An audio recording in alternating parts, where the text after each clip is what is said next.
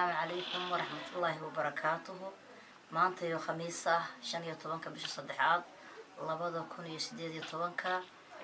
waxaan joognaa magaalada Xaabo anagoo ah tiimkii ururka ka socday ururka Raas Caseer Kulmiye oo u socday wacyigelinta deegaanada waxaa qada sharaf noo sameeyay ururka haweenka ee magaalada Xaabo oo isu dhan ma sha Allah tabarakallah in badan baan uga mahad celinaynaa soo dhaweyntii hore oo la ogaasday noo soo dhaweeyeen iyo qada sharafta inoo sameeyeen waxaan leenahay jazakallahu khayr karabkiina Allah galo insha Allah biidnillaahi kariim qadada khadimada si wanaagsan baan soo waraysan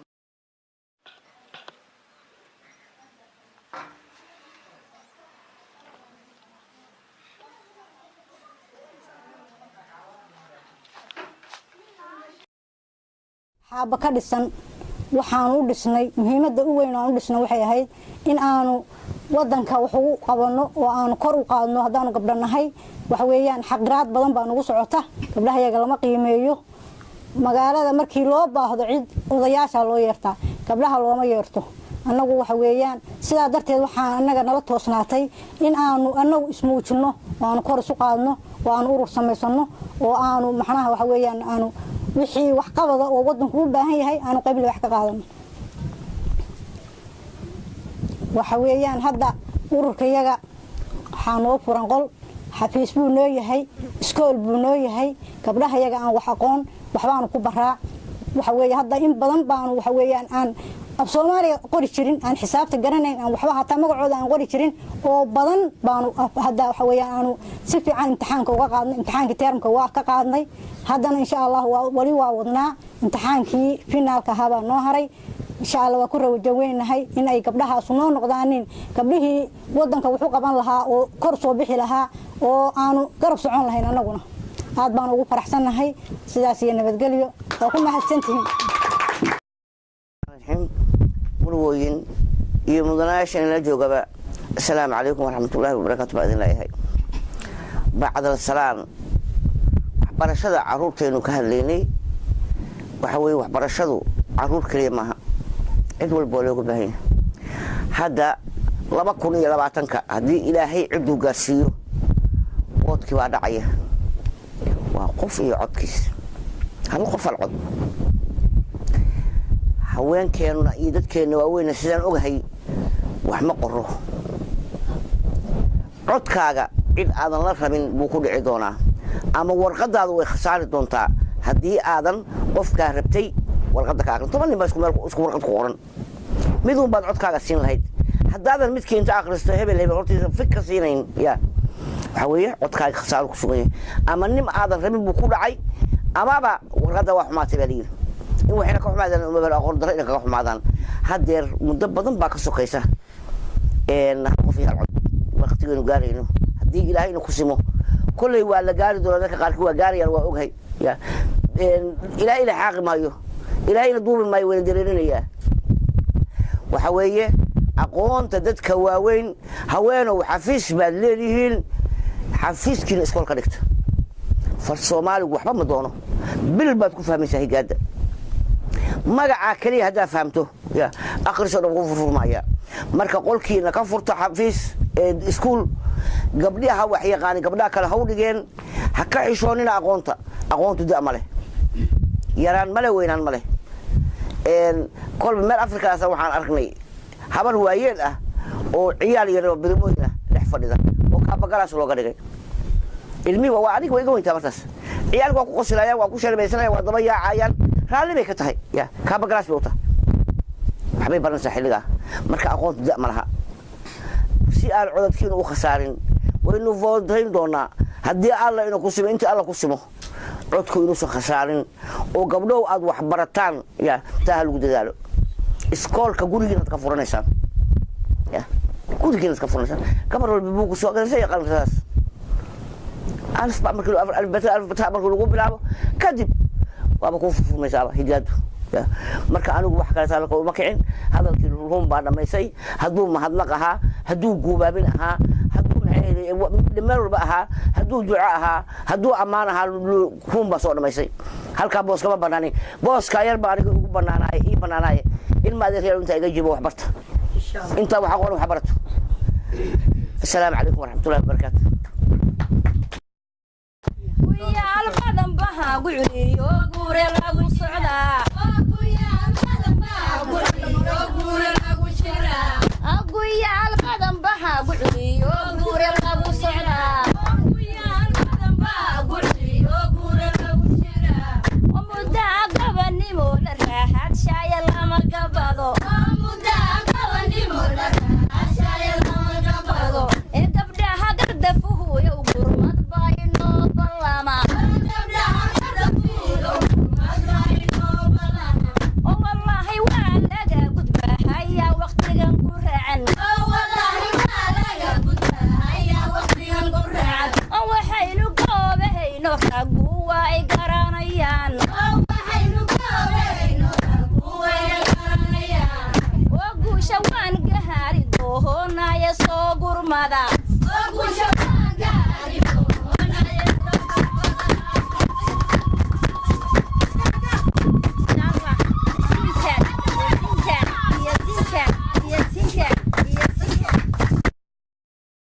koreeyayow quraanka kariima lii koreeyayow adduunyadan koobana lihi kafeeyayow adduunka koobana lii kafeeyayow alihi nabi maxamed nuuho keenay kaahiyow alihi nabi maxamed nuuho keenay kaahiyow alihi ummadiisa uhume ammaanayow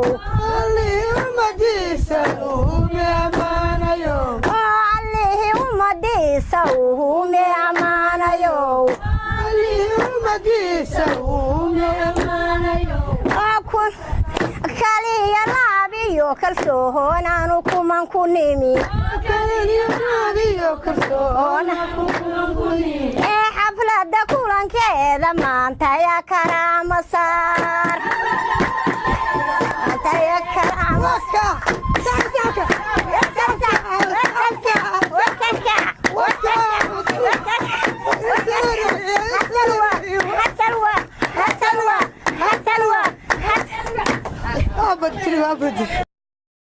سلام سينا كوغو أتكين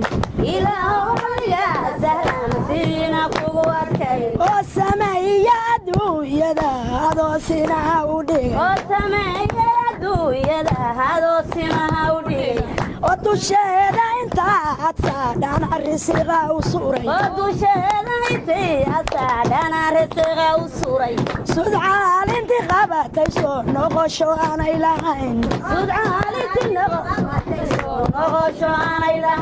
وإسلام كان سيدي انت يكو صعون هيان وصنع يا فلالكي يوصون كانوغو داري ونكستي أنو سيغي هاي ساعدي ولها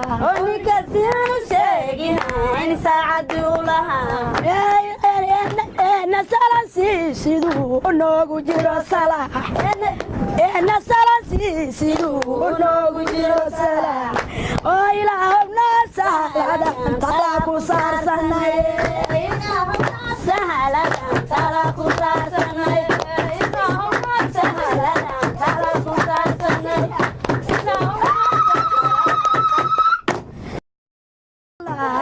barwaaqada oo deegaankan balarte barwaaqada oo deegaankan balarte barwaaqada oo deegaankan balarte barwaaqada oo deegaankan balarte barwaaqada oo badiya buurtile banaankiina dhexdooda yahay oo badiya buurtile banaankiina dhexdooda yahay oo ilaahay بلايسي بلعدي غوري وإلهي دارود بلايسي بلعدي غوري وبلشادة جاكتانا بيرتو كداليين وبلشادة جاكتانا بيرتو كداليين ووحي كسابحيناي بركة ليين ووحي كسابحيناي بركة ليين وانيقو عن هذا الكبادين بأن الشيقي هاي وانيقو عن هذا الكبادين بأن الشيقي هاي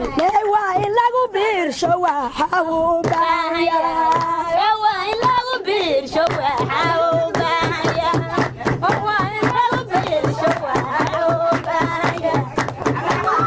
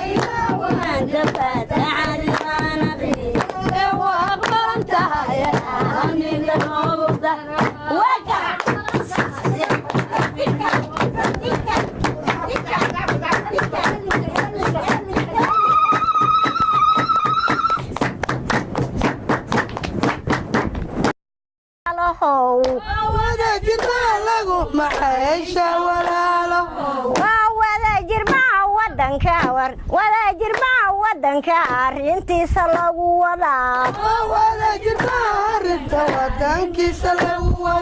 daa kuwii ismaheshada hor rabbigan wiyar ka dhigo kuwii ismaheshada hor rabbigan wiyar ka dhigo kuwii ismaheshada hor rabbigan wiyar ka dhigo